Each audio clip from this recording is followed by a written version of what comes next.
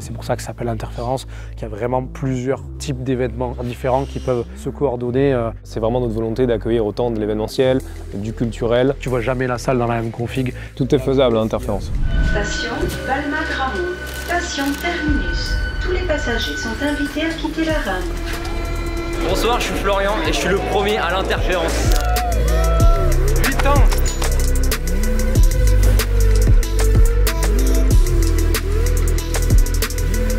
Est-ce qu'il faut faire comme les bateaux, genre faut péter la bouteille sur la coque? On fait un truc un peu spectaculaire pour la caméra là.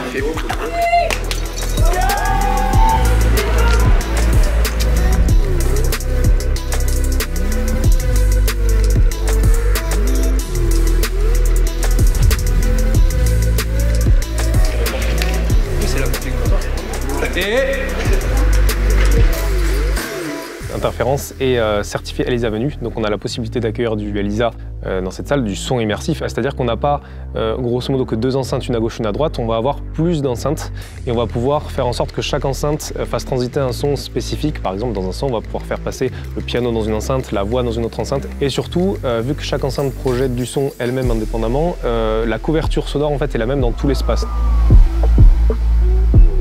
Il faut ça brille. Hier soir, moi je pensais à tout ce qui pouvait mal se passer. Pour moi, c'est la salle qui brûle.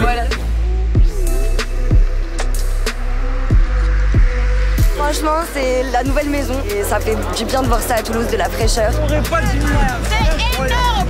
Après, ce qui est énorme, c'est quand tu bosses 8 ans sur un truc, tu vois, que tu vois vide, que tu vois monter les parpaings un par un, que tu as plein de problèmes parce que bon, tout le monde commence un peu à connaître l'histoire. On a eu pas mal quand même de problèmes de construction, donc ça a été quand même assez long.